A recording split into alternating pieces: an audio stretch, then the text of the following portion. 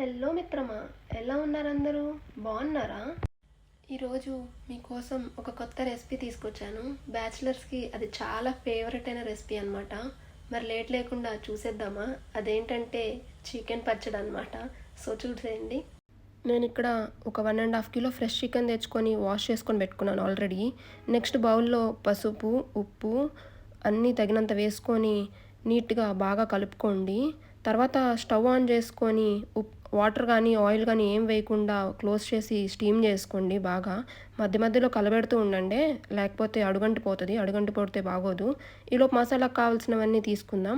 ప్లేట్లో చూస్తున్నారు కదా, అవన్నీ తగినంత తీసుకోండి. లో ఫ్లేమ్లో ఆయిల్ లేకుండా వేయించుకోండి. ఇక్కడ టిప్ ఏంటంటే జీలకర్ర చిట్పట్ అంటే ఆల్మోస్ట్ అయిపోయినట్టే. గోల్డ్ కలర్లో వచ్చేదాకా చూసుకోండి. నెక్స్ట్ అవన్నీ చల్లారబెట్టుకుందాం. తర్వాత చల్లారాక నీట్గా బ్లెండ్ చేసుకోవాలన్నమాట, పొడి పొడిగా. చూస్తున్నారు కదా, మొత్తం మిక్సీ పట్టుకోండి బాగా.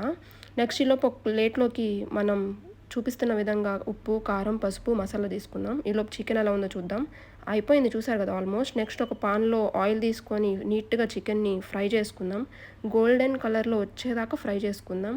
ఎంత ఎగితే అంత మంచిదన్నమాట. తర్వాత అదే ఆయిల్లో కొంచెం అల్లం వెల్లుల్లి పేస్ట్ చూపిస్తున్న విధంగా కప్లో వేసుకోండి. స్లో ఫ్లేమ్లో పెట్టి వేసుకోండి, లేకపోతే మొత్తం చిందిపోయిద్ది. అలాగే వేసుకున్నాక కలబెడుతూ ఉండండి. పచ్చివాసన మొత్తం పోవాలి, పోయేదాకా కలబెడుతూనే ఉండండి. చాలా మంచిది, ముక్కకి బాగా పట్టేలాగా ఉండాలన్నమాట. అలాగే అయిపోయినాక పచ్చివాసన పోయాక చికెన్ని వేసుకొని నీట్గా కలబెట్టండి. ఒక 1 మినిట్ కలబెడుతూ ఉంటే చాలు తర్వాత, ఎందుకంటే ఆల్రెడీ ఫ్రై చేసుకున్నాం కాబట్టి.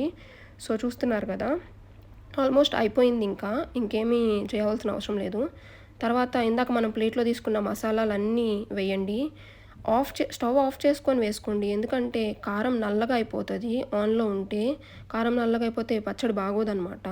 సో ఎలాగో చికెన్ వేడిగా ఉంటుంది కాబట్టి ఆఫ్ చేసుకొని వేసుకోండి. కలబెట్టండి నీట్గా మసాలాలంతా ముక్కకి పట్టేలాగా. తర్వాత నిమ్మకాయ పిండుకోవాలి, అప్పుడే ఎక్కువ రోజులు నిల్వ ఉంటుంది అనమాట. ఒక 5-6 నిమ్మకాయలు పిండుకోండి, అప్పుడైతే బాగా ముక్కకి పట్టి నీట్గా మంచి టేస్ట్ వస్తుంది. చూస్తున్నారు కదా, డైరెక్ట్గా పిండుకొని కలిపేసుకోండి.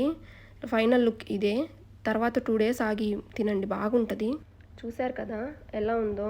ఒక 2 డేస్ ఆగి బాగా ఊరాక వేడివేడి అన్నంలో వేసుకొని తింటుంటే అబ్బా, ఏమన్నా ఉంటుందా ఆ ఫీలింగ్ అసలు. బ్యాచిలర్స్కి ఇది చాలా ఇష్టం అండ్ ఫేవరెట్ అయిందనమాట. అందరూ ఇళ్ళలోనే చేసుకుంటున్నారు, బ్యాచిలర్స్ కూడా, అబ్బాయిలు కూడా చేసుకుంటున్నారు ఈవెన్. చాలా ఈజీ అయిన ప్రాసెస్ అనమాట. సో అందుకే మీకు చూపించేశాను. సో ఎలా ఉందో కమెంట్ సెక్షన్లో చెప్పండి. సరే, మరి అయితే నెక్స్ట్ వీడియోలో కలుద్దాం. బాయ్ మిత్రమా.